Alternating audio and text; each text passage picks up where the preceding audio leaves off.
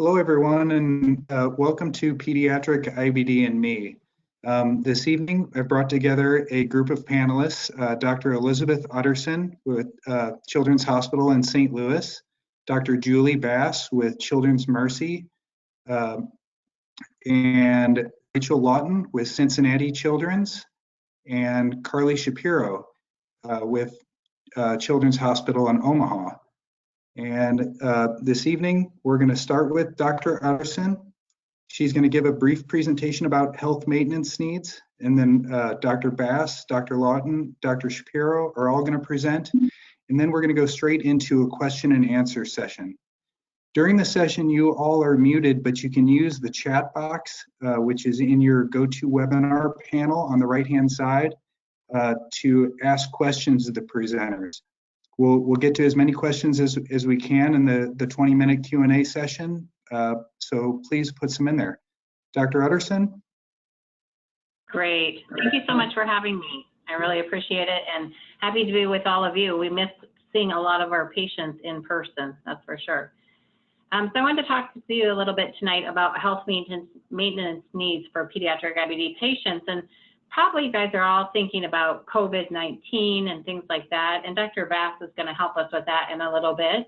But I wanted to talk to you about some of the things that you encounter in the IBD center, especially, certainly the health maintenance things that we do that aren't necessarily directly related to the gut. So I think we all know that Crohn's disease and ulcerative colitis are chronic diseases. They impact the digestive areas and other, parts of the body, unfortunately, for some patients. And, we want to do things because we want to keep them well. We want them to grow and develop appropriately. And, certainly you see many of us involving the kids themselves in the choices and informed decisions because we do a long transition before they take over health to an adult IBD provider. So we really feel like this is a team approach, and we just want to talk about a few different aspects of this now. Next slide, please. It's a little lag. No problem. So number one, thing that probably is on everybody's minds tonight is infection prevention. And, the thing that we talk about is that even with this virus that we're dealing with and such now, kids are relatively, have mild symptoms typically and aren't getting as sick. But we have patients, many of them are taking medications which cause the immune system to be less active. We actually want it to be less active because we think the immune system is too hyperactive in certain ways, which causes this inflammation. And like I alluded to before, Dr. Bass will address COVID-19 concerns. And one of our big ways to guard against infection is to provide vaccinations. And this is a hot topic that, certainly it's always the question of what vaccinations are safe for our patients with IBD. And it depends on the different medications that they are on. Next slide, please.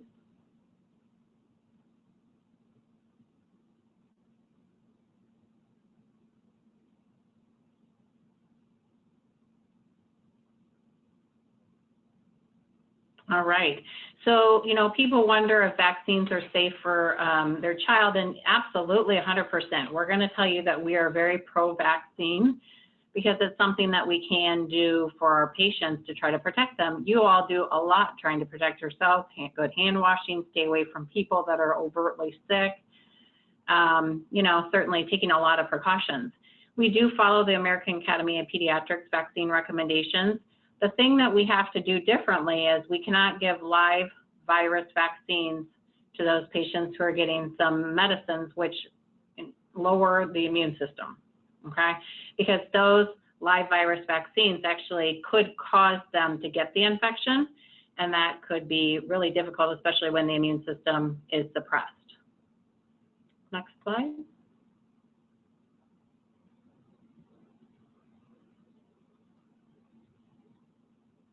So different immunosuppressing medications. I think, at the top there, corticosteroids, everybody thinks that prednisone is very temporary, it's not a big deal, but it does suppress the immune system, and certainly repeated courses can have pretty significant problems and comorbidities associated. Then we have the other oral and sometimes injected medications, the immunomodulators. That includes the azathioprine, methotrexate, Prograf. And then we move to the biologics, which it seems like a lot of us are using to really get Crohn's and ulcerative colitis under good control. It actually heals the lining the best for a lot of patients. But as you can see, there's a few different biologics that you may be familiar with. Some that you may not be as familiar with are certolizumab. We don't use that one as much, and golimumab. But we're certainly starting to use a lot more Stelara. Entyvio, you wonder, is it's so locally acting, is it actually a major immunosuppressant? It's good for us to consider it so, but I think it has a safer profile with respect to infections than other medications. And then tofacitinib is the uninjection, if you guys have heard of that. Xeljanz is given also for arthritis, like many of our medications, and that is an immunosuppressant as well, and also infers some risk of developing a higher cholesterol and triglyceride level. Next slide.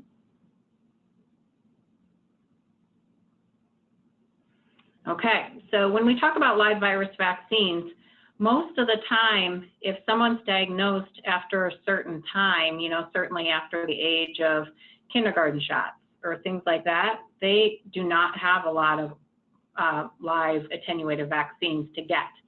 So a lot of these are given during early childhood, mostly infancy and toddlerhood, and that's like rotavirus. Certainly we don't recommend the intranasal flu vaccine. I don't even get that because I could then certainly spread that to my patients. MMR, chickenpox, you know, certainly we're getting chickenpox around a year. And then, you know, the oral polio. And then, you know, certainly if you're traveling to an endemic area, we have to think about yellow fever. But most of the time, those vaccinations aren't being reboostered later on. There's some question about in colleges if they would think about somebody having an MMR booster because they've had measles and mumps outbreaks.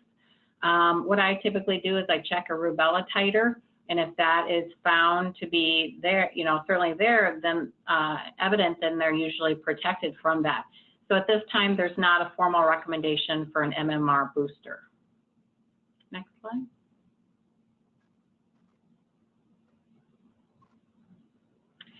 So, and then you can see this list is a lot longer. So which vaccines are safe for those taking immunosuppressant medications? We have a whole bunch of things that we want to, you know, focus on. And you see certainly us in the IBD Center harp on a little bit. One is hepatitis B. Sometimes we think that the immunity is kind of lax as they get older because we start the first injection soon after birth. And we want to make sure that their immune status is, you know, certainly appropriate. HPV we'll brush on in a few minutes. Pneumococcus, that's a big one we've been doing. We've been doing Prevnar 13 and pneumococcal 23 with the thought that we are vaccinating against the potential for certain types of bacterial pneumonia.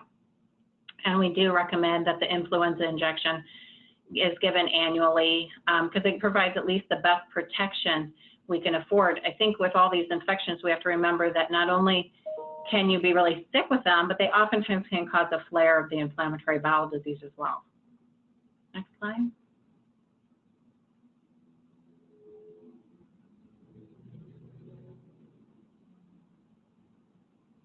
Okay, other ways to maintain health. So we talked about vaccinations, and we certainly are always looking at that when we're seeing patients in the IBD Center. We want to talk about other things like strong bones. We want to talk about cancer prevention, medication monitoring, and then some form of psychological support that I think a lot is pretty popular. And we'll talk about certainly the activities that we look forward to achieving that support. Next slide, please.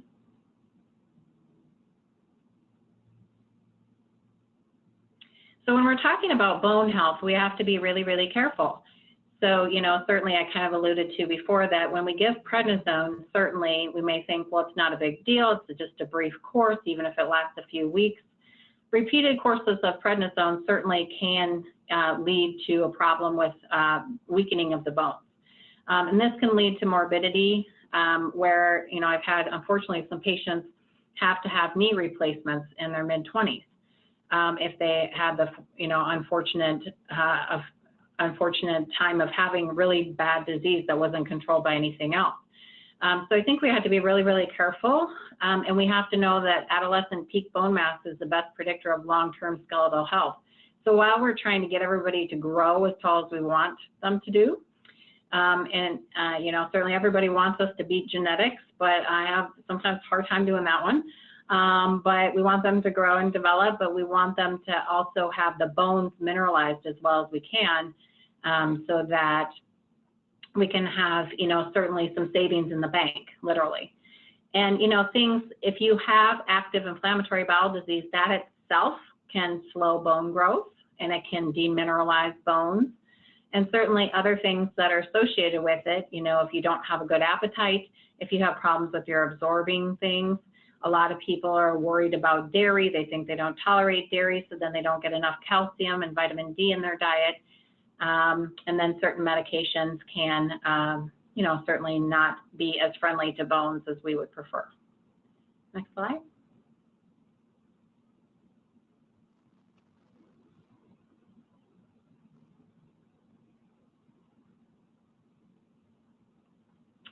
So how can we check and treat poor bone health? We're still trying to formulate the best recommendation for DEXA scans within our IBD center. And certainly, you know, it's kind of going through evolution. I think we're getting more and more research and data about it to help us make decisions. But, you know, the way that we can assure that our bones are as strong as possible is, you know, really getting the disease under control. Optimizing nutrition, calcium and vitamin D supplementation. This is why we harp on you to take your vitamin D. I know we're always checking that a couple times a year.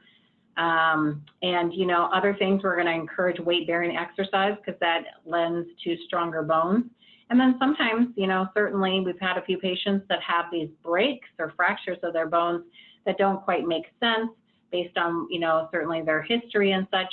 And we may need a pediatric endocrinology referral for more studies related to bone mineralization. Next slide. So colon cancer, want to talk about this just a little bit because we're talking about ways to maintain health. Certainly in patients with colonic form of Crohn's disease, or obviously colonic inflammation and UC, we typically start with screening for any kind of abnormal cells under the microscope, and that risk starts at about 8 years from the diagnosis. So screening colonoscopies occur about every 1 to 3 years, starting at 8 years from the diagnosis and continuing on.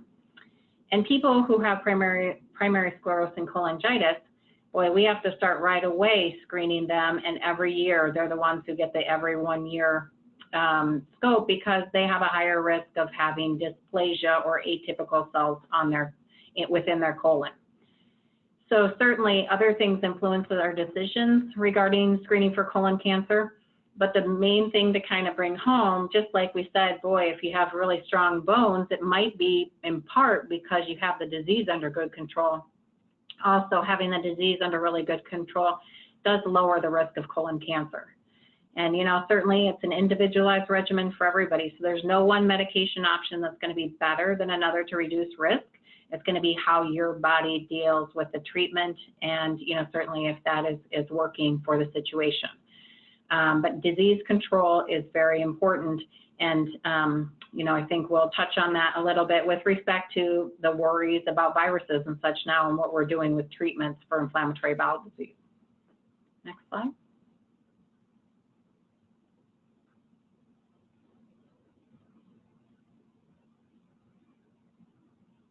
So strategies to reduce colon cancer risk, you know, certainly surveillance through colonoscopy. Some places do chromoendoscopy. So what that ends up meaning for you guys is that afterwards you may pee a little bit of blue-green, and you may poop a little blue-green, but it's pushing dye up in the colon to outline any kind of areas which may look a little abnormal. Other times we're taking biopsies at different places throughout the colon. And, you know, the big thing is taking medication and being religious with a treatment regimen to keep the disease well controlled. You know, certainly they all tout for colon cancer awareness that a high fiber, high fruit and veggie diet would be good. Some of our patients cannot tolerate that. It makes them sicker, cramp more, etc. So it just has to be, you know, certainly in the setting if it works. we're supposed to eat less processed meats and less red meat overall.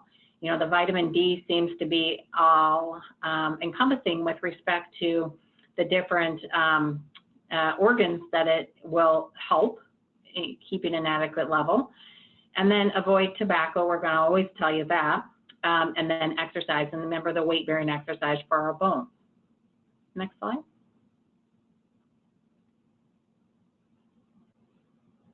So skin cancer risk, this is something that we have to be very careful with. A lot of our medications increase the risk of both melanomatous and non-melanomatous skin cancers.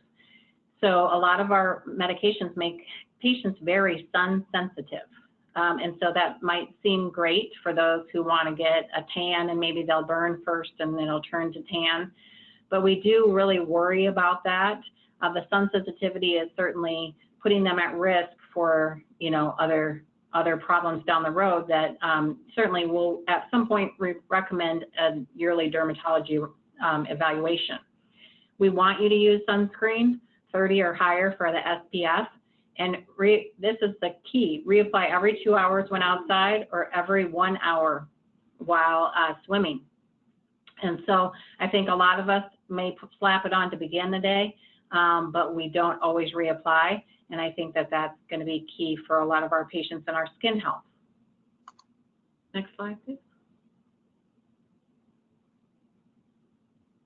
Cervical cancer risk, certainly I'll just touch on this.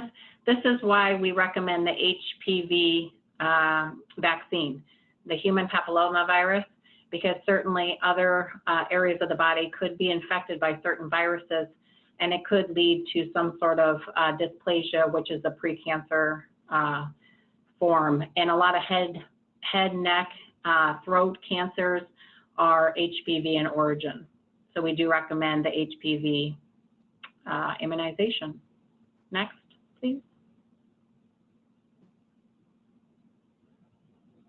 So tobacco use, we're going to uniformly tell you this is bad. We're also going to turn to the e-cigarettes and say that that's harmful to the health, especially since we've seen so many respiratory distress stories and such. Certainly, they think that you definitely can increase your risk of a flare and even the risk of potentially having the disease, especially with Crohn's disease. Certainly my patients know that I say anything smoked is not good, probably for your lungs, if at all, certainly anywhere else in your body. Next slide. Medication-specific testing, this is just a very brief slide, just to tell you that the things that we need to do and that you're familiar with. But before starting biologic medications, we need to make sure that there hasn't been exposure or infection with TB, tuberculosis. We can accomplish this through blood tests and skin testing. And, certainly there's certain patients that are more at risk based on, people that they've been in contact with, and certainly their history of travel, et cetera. For 5-ASA medications, those are the anti-inflammatory medications at the bottom of the ladder that we love to use when they work. We usually need to check, we typically check a urinalysis once a year to make sure that there's no bladder or kidney irritation from these medications. Other things you're pretty familiar with, I'm sure, of getting blood tests for all medications periodically. Oftentimes we want to get a blood count, check the liver and the kidney functions, and see, certainly to make sure that nothing, I always say, we want to make sure you like the medicine and it likes you. And then biologic medications, you're going to hear us talk at times about trough levels and antibody analyses, because expectant monitoring of those, levels is actually helpful for us to optimize the effectiveness. And then I think one more slide, please.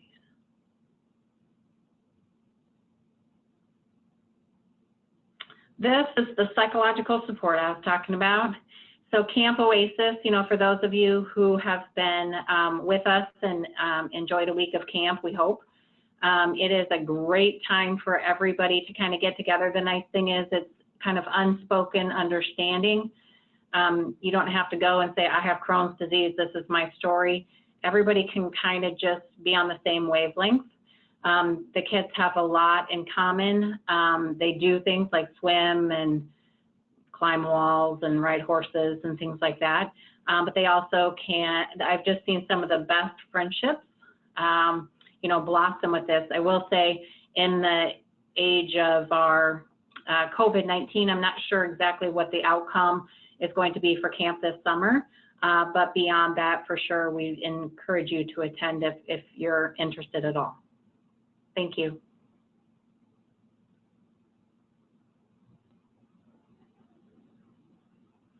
Right, I'll go ahead and start. Hi, I'm Julie Bass, and I am the director of the IBD program at Children's Mercy in Kansas City, and I'm happy to be here today. Thank you very much for having me. So I have the task of talking about COVID-19 and IBD. I will start with saying I do not claim to be an expert, although trying to learn as much as I possibly can, as we've definitely had so many questions come in over the last few months from our families, and we want to have the most up-to-date information available as we navigate this coronavirus pandemic currently. So to start with, there are some definitions of the human coronaviruses. We're definitely familiar with coronavirus, as there are several in which may cause respiratory illness, usually mild cold symptoms. But the COVID-19 is a new disease caused by a new coronavirus that's not previously been seen. So specifically, COVID-19 is the disease that is seen in human host. 19 is because it was first noted in 2019. And then SARS-CoV-2, which stands for Severe Acute Respiratory Syndrome Coronavirus 2, is actually the virus that causes the COVID-19 disease that's seen in humans. The first SARS virus was noted in 2003, also out of China, and another similar virus, MERS COVID virus, was noted in 2012. That's Middle East Respiratory Syndrome in Saudi Arabia. Both those viruses did have a higher mortality rate than the current SARS-CoV-2 that's noted. Next slide. So for symptoms of COVID-19, as I'm sure several are familiar with this, as we've heard so much about it lately, it's the most common symptom being fever, and then respiratory symptoms to include shortness of breath, cough, sore throat, nasal congestion. We do see reports of digestive symptoms in about 10 to 50% of the cases. So we do know that the virus can be found in the respiratory tract and in the GI tract. You can be infected by touching, breathing, or inhaling aerosolized particles. Our digestive tract and our respiratory tract is connected in a way that we can swallow things that we inhale. There's ongoing look at how the virus is transmitted in stool, and that time course of infection from stool is still not completely clear. So for patients with IBD, it's important that you pay close attention to your symptoms. Clearly with some GI symptoms that may be hard to differentiate, but certainly if you're having new symptoms of fever, respiratory, any concerns at all, it's important that you talk with your doctor to see if you need to have further assessment. Next slide. I think we've all seen the precautions and prevention, but a quick review of these, because you can never say it enough, and the importance of hand washing for at least 20 seconds, using hand sanitizer of at least 60% alcohol, staying home when you can. I know we're all familiar with that. And figuring out that new normal, wearing a face mask if possible, social distancing, maintaining the 6 feet apart, keeping surfaces clean, and covering your cough, and really trying to avoid touching your face. Next slide. So for looking at the drugs that we use to treat IBD, in inflammatory bowel disease, we have an overactive immune system. So the treatments that we use modify the or suppress the immune system. With an overactive immune system, the patient who has IBD, the body has difficulty shutting down that immune response, which causes inflammation in the bowel. We don't know the exact cause as to this, if it's a loss of regulation or continued stimulation, but the medications we use treat the inflammation by changing that immune response. The goal is to heal the bowel by decreasing the inflammation and control the damage caused by the inflammation. It's not necessarily the goal to suppress the immune system, but to change it. But the consequence of not knowing how to perfectly do that does lead to an increased risk for infection, unfortunately. So the medications that we use that will suppress the immune response include immune modulators and biologic medications.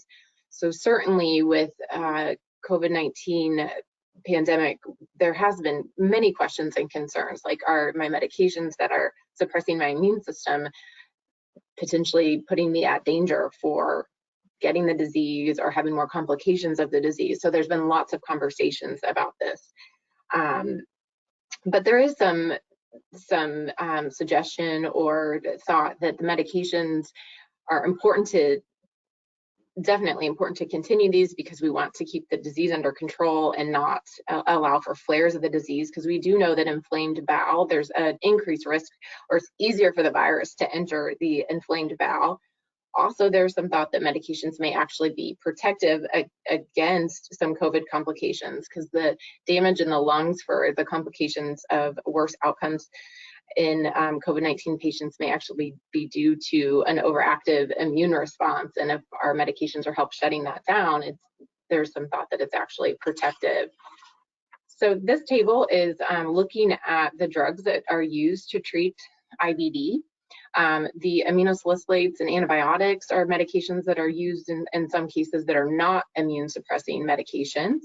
The immune modulators and biologic and JAK inhibitors are immune suppressing, as well as steroids. So again, important that you do stay on your medications to keep your disease under control and avoid flares. And if you do have concerns about your medications or any worries about, it's important that you talk to your medical team to make sure that you have the best plan going forward during this time. Next slide. An important note about steroids is that this is the drug that sometimes we do have to use in more severe cases, but it is one that we do worry about the most in terms of potential side effects. It is not a good maintenance medication. It does not ultimately heal the bowel. And we do know there can be more complications with infections with steroids. So certainly if you are a patient or your child is on prednisone at a dose of 20 milligrams or higher, certainly worth a conversation with your provider to see if it would be possible to wean this medication. And important to realize it is not a medicine that you want to just stop abruptly. It does need to be safely weaned. So if you have any concerns about steroids, please talk to your team, because that is a medication that we do want to try to limit during this time due to the increased risk associated with steroids. Next slide. So children and COVID-19. It's not exactly clear, but it's encouraging to see that so far children that have this disease have had rather mild or asymptomatic cases. There's thoughts that children are actually carriers of the virus, and obviously, as we know, most of across the country is home from school, because the worry is if children get this virus and carry it home to parents and grandparents. And so, but the experience for COVID-19 disease in children that first being described coming out of China shows that less than 50% of children with COVID-19 have had fever, and only 5% of children have had respiratory distress. So we do have a little bit of data on pediatric patients with IBD that have gotten COVID-19, and I'll go into that a little in a few slides on the secure registry that we are looking at. But again, that's just an additional reassurance that children tend to have much milder courses. So we do want our kids with IBD to stay on their medications, to stay healthy and avoid flares in the disease. And it does look reassuring that the risk of infection and complications associated with the virus are much lower in children. And those patients who are on nutritional support therapies should absolutely continue those to maintain overall health and gut health. Next slide.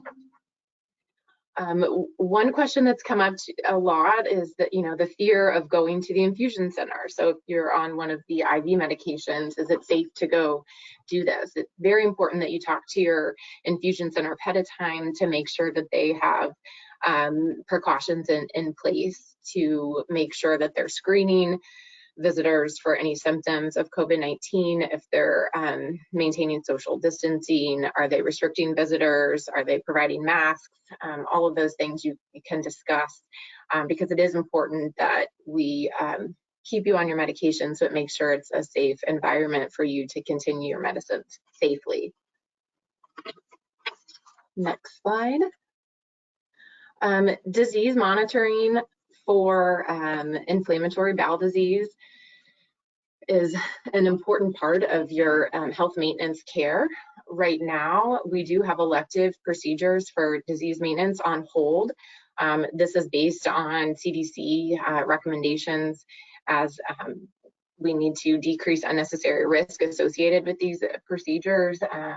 Upper endoscopy is considered an aerosolizing procedure, as well as colonoscopy. There is also a need to preserve the personal protective equipment that's limited right now. So we are limiting the maintenance procedures, which for most patients with IBD, that's okay to do so for right now. But it is important if you're having any increased symptoms at all, that you talk with your medical team, as there's other ways that we can look at disease assessment with laboratory studies and stool studies to see if there's signs of inflammation. We're also doing a lot more virtual visits at this time in limiting contact, and but there's definitely ways to address this, and patients who do need to have assessment can be done so, but it's more the urgent cases that need to have the disease assessment for changes in treatment plan or other things. So definitely important to talk with your team if you're having any symptoms at all. Also keep a list of future needed health maintenance type procedures that are currently on hold, and as always, keep the communication open with your team. And these things are being done just out of caution for everyone, to decrease unnecessary risk and preserve the personal protective equipment that is currently quite limited. Another question that's come up is that our patients that have jobs, or older patients that are needing to work during this time and are considered essential workers, is the exposure and the risk associated. These have been difficult to navigate, and that everybody's situation is unique. But again, talking with your team so you can talk through the ways of potentially limiting your exposure, making sure you have the appropriate personal protective equipment if that's possible, or if there's other tasks or things that you could be assigned to that could potentially decrease your exposure, your risk. So again, talking to your healthcare team to see what options are during this time. Next slide.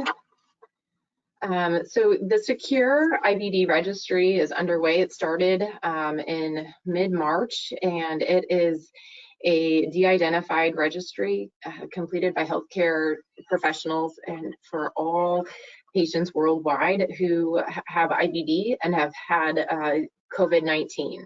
So we're just trying to get a better idea. Out of this concern are patients who are immunosuppressed, at increased risk for infection, or going to have more complications of this disease. It's important that we learn from our patients, and so far it's been helpful. I just checked earlier today. The registry was last updated on April 24th. So there are a total of 770 cases worldwide. About 250 of those are in the United States.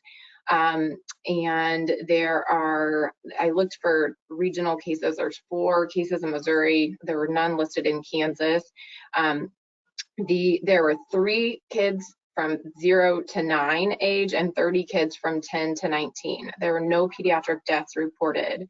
And in general, the trends are following the general population, except that there's definitely a suggestion of a lower infection rate in IBD patients compared to what would be expected to what it's been in the general population. So there's definitely some speculation as to why that is. But again, brings up the question of our medications potentially even offering some additional protection against virus, or at least complications of the virus. So it's a helpful registry to look at, and with caution to know that it's raw data, that they caution that you interpret that until we can look at it all together. But there are, it's broken down by sex, disease type, disease activity, the medications, and comorbidities. So I think it will be a very helpful registry to give us some good information through this pandemic. And next slide. For those of you who want more information, we've been very thankful for the Crohn's and Colitis Foundation to have this COVID-19 link to share with our patients for just up-to-date information. It's a great resource that we've shared through our portal with our families, as well as, CDC links and some additional information specific to policies at our hospital. And because I know this is a time where people are trying to get as much information as possible, so we really appreciate these resources that the Crohn's and Colitis Foundation has offered us. So please check it out if you have not done that. And then that, I believe, is my last slide.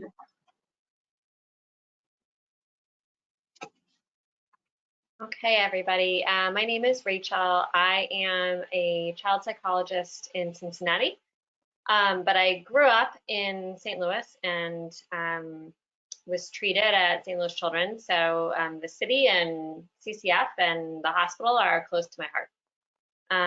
We're going to be talking a little bit about mental health concerns, both COVID-related and non-COVID related, in the context of IBD. Next slide. So in general, non-pandemic times, we know that kids and adolescents, and actually adults too, are with IBD are at risk for any kind of emotional or mental health concern. And it's actually symptoms and diagnoses themselves are extremely common. There's a ton of research that's explored emotional, mental health, and well-being among adult patients with IBD.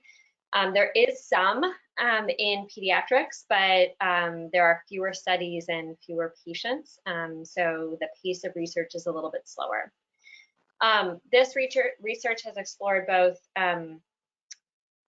how many kids and adolescents are at risk, but also what factors place them at risk. Does having Crohn's or UC place them at risk? Does having more severe disease place kids at risk? Which is great for us as providers to know, and great for parents as well.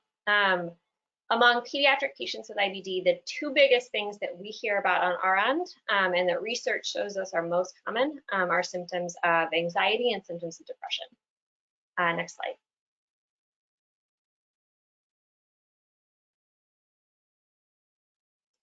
So the data, again, for the number of kids that are impacted by this is pretty variable, and it depends on which study you look at. But in general, what we know is that about 15%, probably more than that, of pediatric IBD patients will have some symptoms of depression. And about 3% of those patients will actually meet criteria for a depressive disorder. From my perspective, if symptoms are there and they're causing a problem, I care less about what we call it and more that we find a way to treat it. Again, those numbers should be interpreted cautiously because there's not a lot of really good hard data. And my guess as a provider is that the numbers are actually quite higher than that. When we're talking with families and physicians about depression in pediatric IBD patients, we know that depression looks similar to non-IBD patients. So what we're really asking about is low mood, irritability, in contrast to grown-ups who are down or feeling depressed. Preteens and teens are actually much more likely to appear angry or irritable, and we know that that can be a sign of depression. Increased isolation. Teenagers spending lots of time in their room is completely normal, but if it starts to increase or it starts to get in the way of that teenager's social activities or school activities, that's generally a red flag. disengagement in social activities, disengagement with friends, and then changes in physical things like changes in sleep, either sleeping a lot more or having trouble falling asleep and staying asleep through the night, and then changes in appetite. And the way that parents actually might see this in kids with IBD is that we often see a little bit of a shift in compliance or adherence. So interest in, engagement in taking medication. We see a lot of ambivalence in teenagers who are down, sort of a I don't really care if that happens. And in the context of IBD and taking medication and going to doctor's appointments, the implications of that can be concerning. For depression, there does seem to be some association between disease activity and frequency of depressive symptoms, meaning that the more active diseases, the more likely kids are to report symptoms. Anxiety is something that is very common right now, COVID related, but also extremely common in IBD patients. Symptoms are present in 16% of patients, and 4% will meet criteria for this. Again, I think those are probably underestimates. When we're talking about anxiety in children and teens with IBD, we're really looking at frequent, uncontrollable, perseverative worry. So we often talk about this as sticky thoughts, sticky worries, that they come in and we can't get them out. And we find ourselves thinking about these things over and over and over again, even when we don't want to. A little bit of worry is normal. A little bit of worry related to health and IBD is also really normal. We become more concerned when those worries start to get in the way of things. So those worries about taking my medication or taking my shot get so big that I actually don't take it, or I lie to mom and dad about taking it. That's when we start to get worried that there may be something else going on that's actually getting in the way.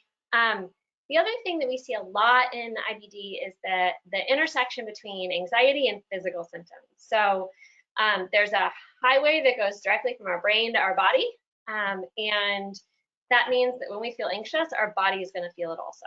So the most common things we hear from kids and adults, for that matter, are belly aches and headaches, and sometimes difficulty breathing or chest pain.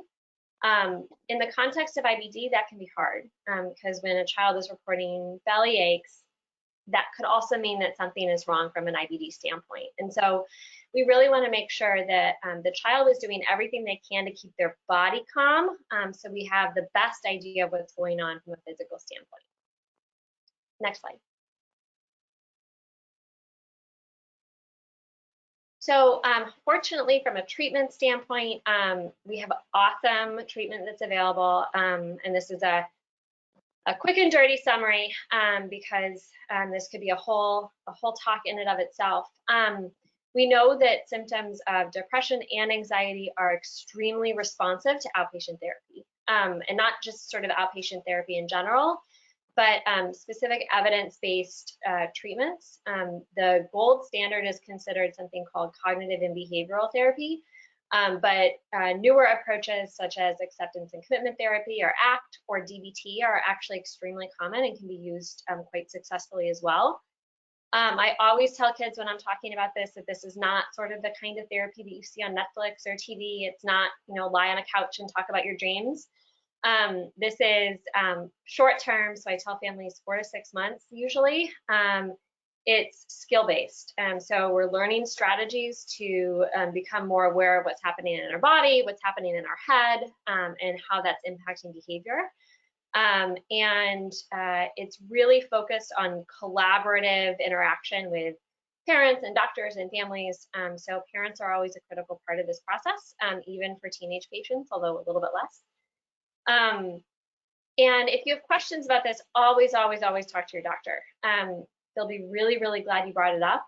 Even if it's as a teenager, you want to talk with them, hopefully in private. Absolutely bring it up, and they will help you get connected to services.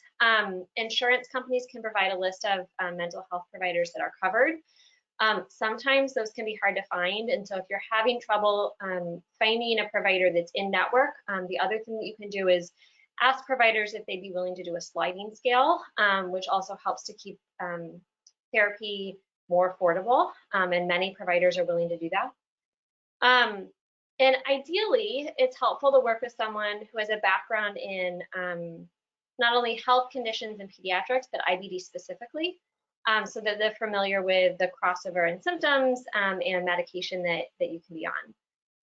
CCF has a great range of support available, including support groups, specifically Take Steps walks, huge advocate for Camp Oasis, and the online community forum are good resources as well. Next slide.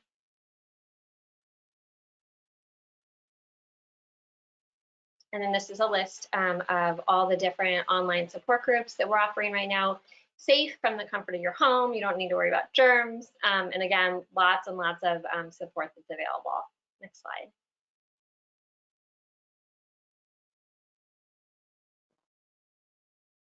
So for kids specifically, CCF offers a couple of really great resources. One is justlikemeibd.org, which really gives teens an opportunity to really anticipate and prepare for adult care, sort of giving them a roadmap. The other one is the Campus Connection Program, which is an opportunity for teens who are in college with IBD, young adults, to connect as well. Next slide.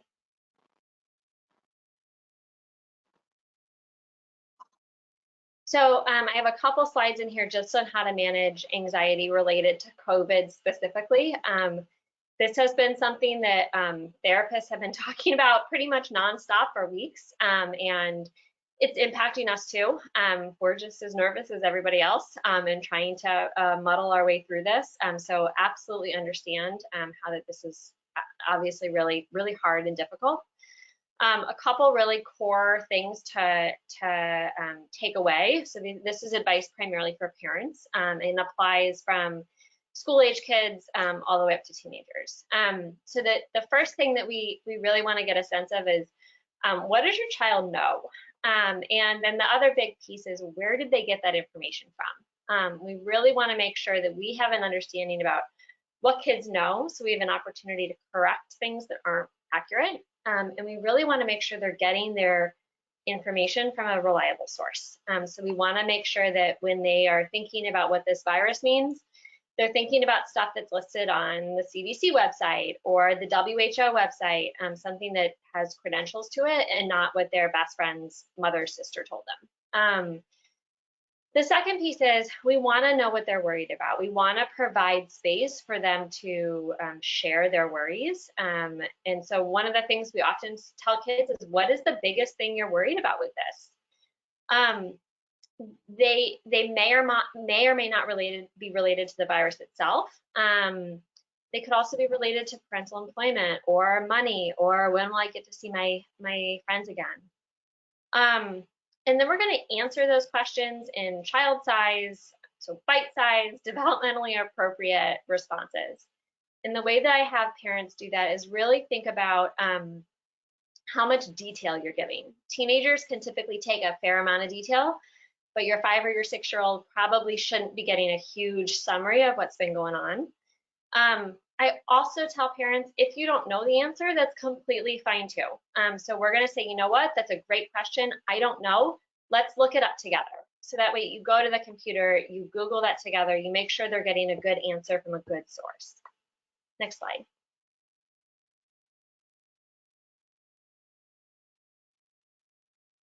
So the big thing, and this is true for kids that are 6 and kids that are 16, is we're really going to worry and focus on safety. When big, scary things happen that are uncertain, it makes all of us feel unsafe because we don't have a definite end and we don't have a definite solution.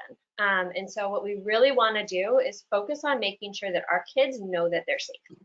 And the way that we do that is by identifying the things that are in their family and their environment that will help keep them safe. So we're going to identify moms, dads, caregivers, aunts, uncles, doctors, everyone who's in the community who's doing their part to keep not only your child safe, but the community safe as well.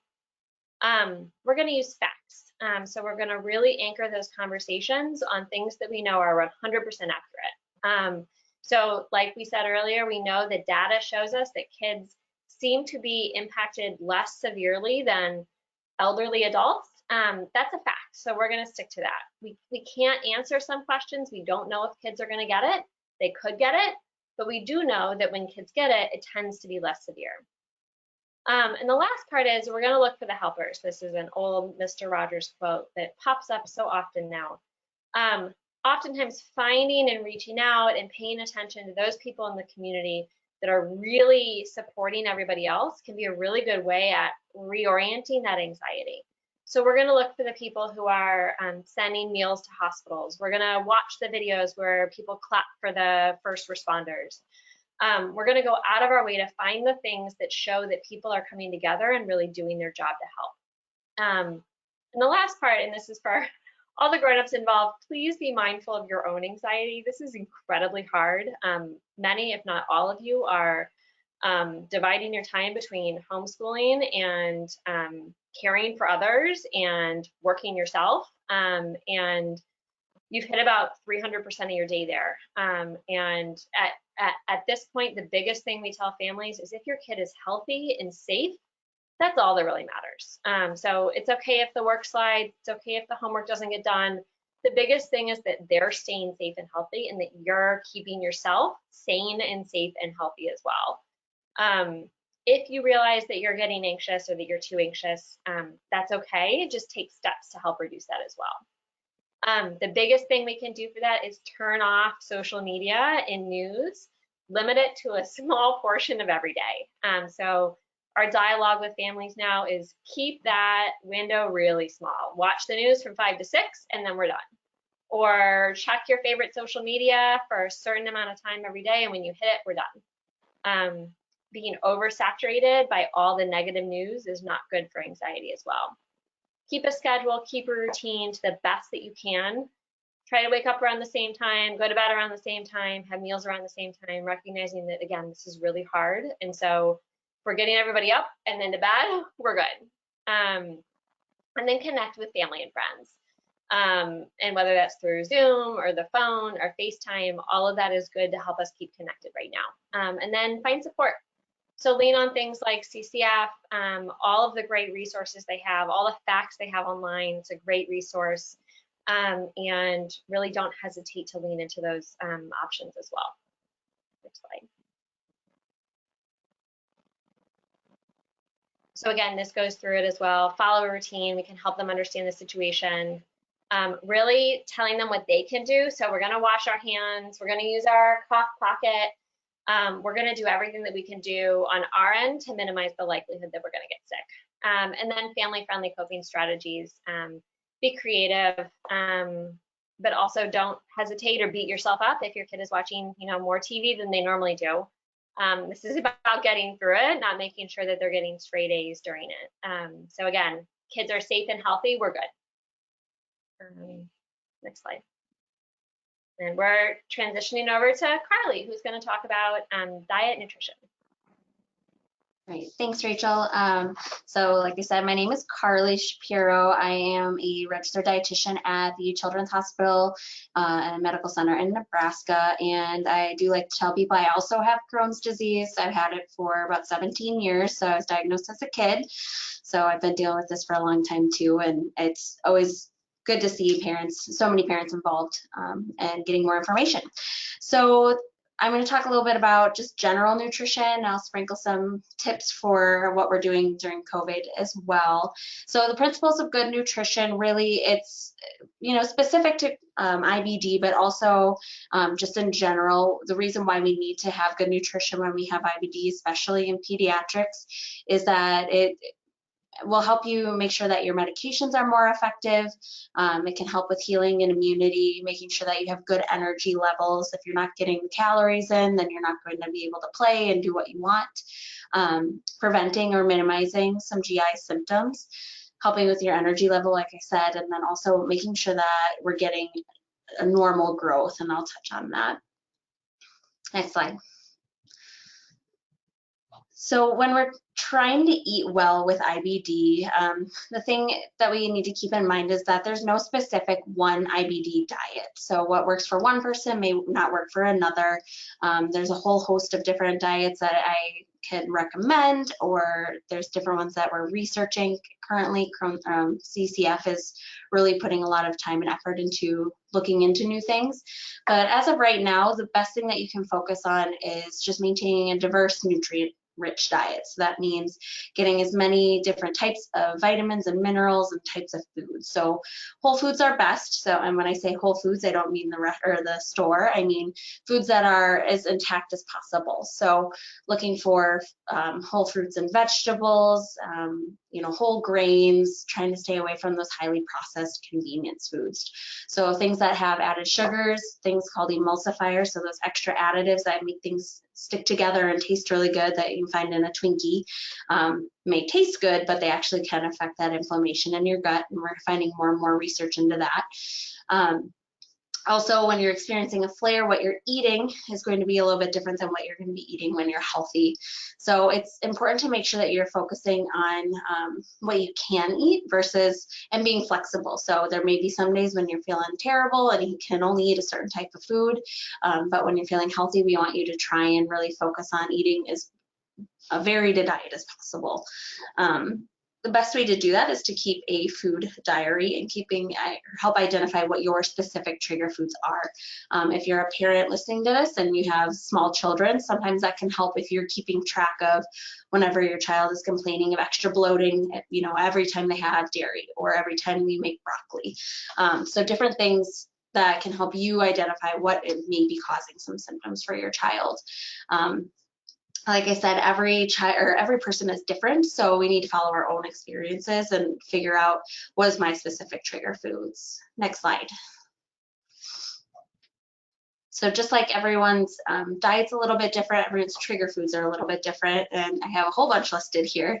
The ones that we mentioned earlier in the presentation, high fiber foods, so things like raw fruits and vegetables, nuts and seeds, popcorn, as everyone knows, is going to be higher fiber.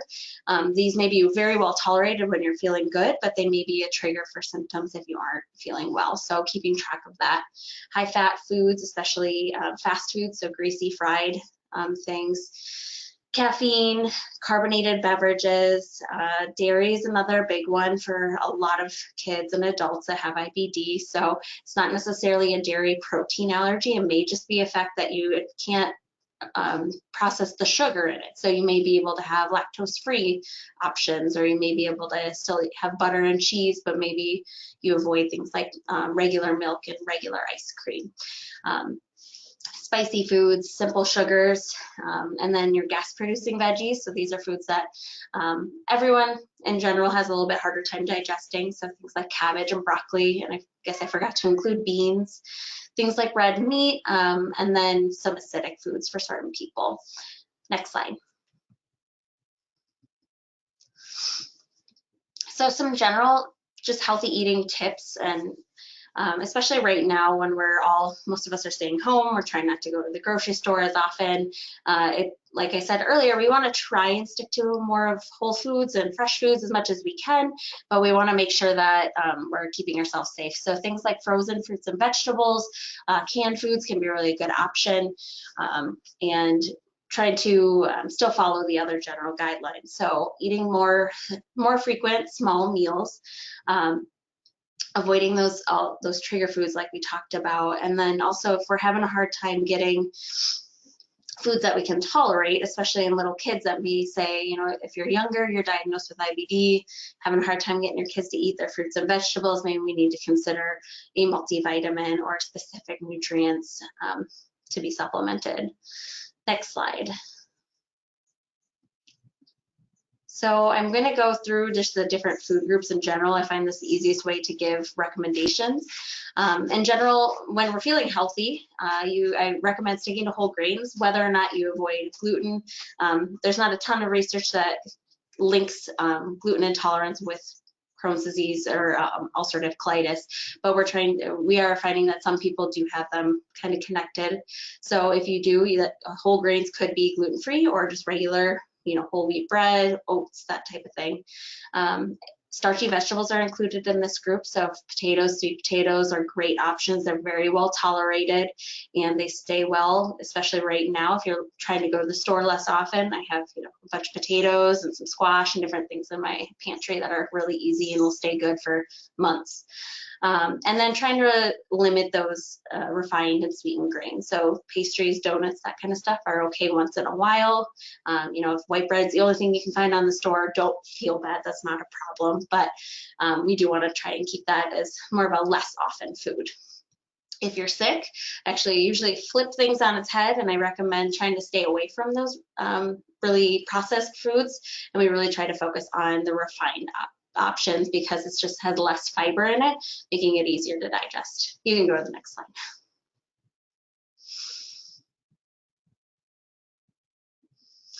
Protein, this is a big one that a lot of parents ask me about. Protein needs are higher if you are flaring, and that's because your body needs more to make sure we're maintaining our muscle mass if you have that inflammation, and then also to help with healing of the gut. Lean sources are better. So like we mentioned earlier, we want to avoid things that are, highly processed meats, red meats. Those would be things like sausages, beef, pork.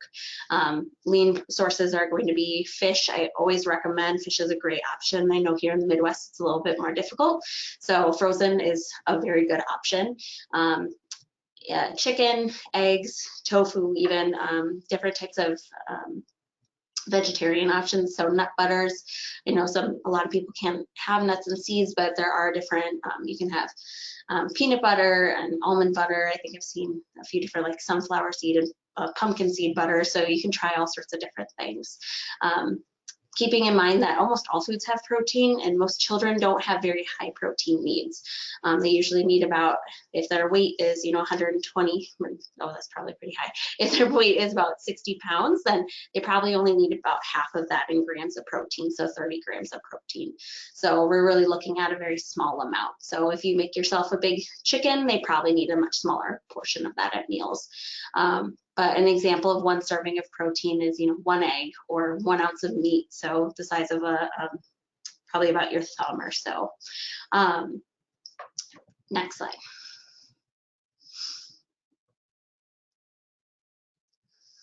Fats and oils. Fat has gotten a bad reputation over the years, but we are finding that especially the omega, certain types of fats, monounsaturated fats, the kind that are found in olives, avocados, nuts and seeds, are all very healthy and can actually help reduce inflammation, especially in heart disease. There's a little bit less research behind reducing inflammation in IBD, but in general, it's good for health, so I always recommend it. So we've really, if you're looking for those omega-3 fatty acids, which are the ones that are associated with reducing inflammation. We're looking at, the fatty fish, so things like the salmon and the tuna, different nuts and seeds, and then some people will take actually like flaxseed oil as an option. If you're using, ground flaxseed, that's something you can actually add into your different foods. It's a good way to get fiber that you can actually tolerate, since it is it'll kind of mix in really well. Next slide.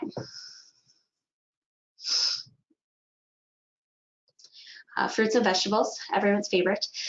So when we're in remission, I do try to recommend getting as much as possible. And it can be raw or cooked, canned, frozen, any kind. In general, if you don't tolerate the skins and seeds, it's perfectly fine. You're still getting all the nutrients you need. The biggest thing to keep in mind is that juice does not count as a fruit serving in my book. Same thing with vegetable juices. They may have some good nutrients in it, but what we're really looking for is getting that actual, all the other fibers and everything that's in it. Better ways to tolerate when you're sick, maybe to cook it really well. You can puree it, like sweet potato mash. You want to peel your different fruits and vegetables. You might want to pick ones that are easier to digest. Notable ones are green beans, potatoes, carrots, applesauce, that kind of stuff. And then I always do recommend smoothies. That's not actually juice, you're just breaking it down. So smoothies are a great way to sneak in some extra vegetables in with your fruit. Kids won't even notice if you make a berry smoothie and you throw in some spinach. not even gonna tell. And that's a nice way also, it's frozen, so it'll stay for a long time in your freezer if you're trying to avoid going to the grocery store. Next slide. So we touched on this a little bit. Calcium and vitamin D, which is related to most of our calcium containing foods, are very important as we're trying to avoid our reduce our risk of osteoporosis that starts in childhood. So we want to make sure that we're getting kids the calcium and vitamin D that they need to build strong bones. I see one of the biggest problems I notice in my job is working with kids trying to prevent stunting in their growth, because that's going to be one of the biggest things that we're working on, is trying to make sure we're getting the right nutrients. The biggest one being calcium and of course vitamin D. Part of that is poor dairy intake, just because we're avoiding it. It doesn't feel good. Different medications such as steroids can lead to bone issues as well. So the easiest way to get that calcium in is through dairy foods. So 1 cup of milk, 6 to 8 ounces of yogurt, an ounce of cheese is going to give you that serving of dairy. That being said, you can do lactose-free or low lactose dairy options just to get that in if you do have problems. And there's also a lot of really awesome dairy alternatives. So if your kids can't tolerate regular ice cream, maybe you try a coconut milk or soy milk ice cream. And if you're using a milk alternative, make sure that it is fortified with calcium and vitamin D. You can turn the label over and it'll tell you if it has it in there. So looking for whether it's soy, almond, anything like that. If your kids are having a hard time gaining weight, you want to avoid the almond milk just because it is really low calorie. So I usually recommend lactose-free milk or soy milk, oat milk, that kind of thing. There are some other foods. I don't know enough people that would eat that many sardines to get enough calcium in their diet. So dairy and dairy alternatives are your best option. Next slide. So the key things to take away from this is diet really hasn't been shown to cause or prevent IBD, but it can really help with controlling symptoms and help get inflammation under control, along with medications and working with your team. Diet is also really important for improving your overall nutrition status and making sure that children are growing properly, getting everything that they need. Diet really should be individualized based on which disease you have. So depending on whether you have Crohn's disease or UC, your dietitian or your care provider would be able to help kind of guide you on what nutrients you may be missing. And then also whether your disease is in remission or currently flaring. And then, of course, your individual needs. If you're having a hard time growing, then a dietitian and the provider and your IBD team will really help make sure that you are getting what you need. One other thing I wanted to touch on is that vitamins, minerals, all of those types of things are really good and important. And if your team has prescribed a different vitamin or mineral supplement, make sure that you continue to take it during this time. It's really important that you stay on top of that. Even just a few months of not taking your iron or your vitamin D can help or lead to depletion, and it takes a lot longer to get that back under control. On the flip side, you don't want to be taking any supplements that you haven't discussed with your physician and your team, just because some vitamins and minerals are too much and you can actually get too much of it at once. There hasn't been anything that's shown that it's going to help prevent illness or COVID or anything like that. So make sure you're talking to your team if you're interested in starting any other supplements. Next slide.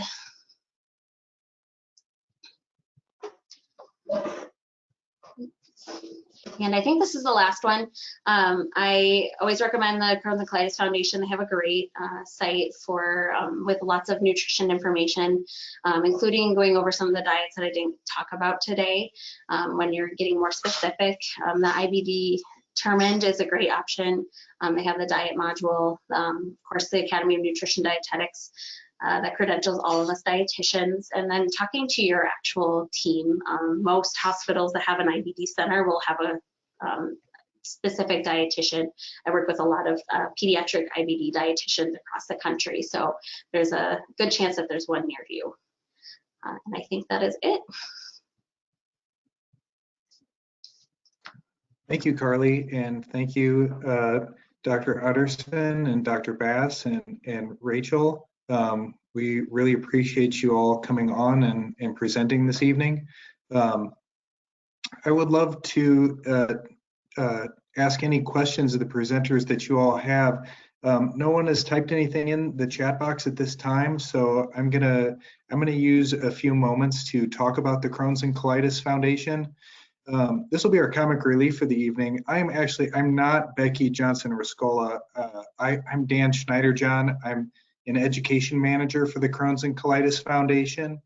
And I run Camp Oasis here in Missouri. And I also host events just like this one in person in a city near you. After COVID-19 is over, we will be having these live education events again in St. Louis and Kansas City and Omaha and Columbia, Missouri. So I hope you all will come on out and join us. I think we're also going to be having Paula Eccles, our executive director for the Mid-America chapter, come on. I think she's having audio issues though. Paula, are you able to? I don't know if you can hear me though. Yes, we can hear you. Good. Well, no, I thank you, Dan. And again, I'm Paula Eichels. I'm the executive director for the Mid-America chapter, which is Missouri, Kansas, and Arkansas. And I know some of you may know Aaron Castens better. He's our regional executive director for Iowa and Nebraska. So I just wanted to hop on here and say thank you on behalf of the foundation for attending this webinar tonight. And we're just honored to be able to bring you this information at such a critical time. And we clearly cannot do that without our sponsors as well as our amazing presenters. So thank you to them for preparing this information and sharing their expertise with us tonight. We also can't wait for these to be back in person soon. So we'll do that as soon as we can safely. I also just wanted to take a second to invite you to participate in our Take Steps event that's coming up this spring here at the Crohn's and Colitis Foundation. Many of our events this spring have been moved to a virtual experience, including Take Steps for many of the sites. But we promise that this event will continue to make you and your family feel connected to the amazing IBD community of patients and caregivers across the country. And participating will really help you feel the full force of the Crohn's and Colitis Foundation and just hear some really amazing stories from people around the country who want to find cures and new treatments for IBD and help improve the quality of life for patients. So just want to let you know you can register at www.cctakesteps.org, so cctakesteps.org, and you can check that out today and start pulling your team together and show your support for the person in your life that's living with IBD. So any questions, feel free to reach out to myself, hop on our website. I'm sure Aaron can help you in Illinois or in the Omaha and Iowa and Nebraska areas as well. So with that, Dan, go ahead and turn it back over to you, Dan, so you can see if there are any extra questions. Okay, thank you, Paula. And there are no questions. You all must have done a fantastic job of presenting this information. So that is the end of Pediatric IBD and Me. Thank you all for attending. Thank you again to our sponsors, and thank you again to our wonderful panelists. Have a great night. Thank you.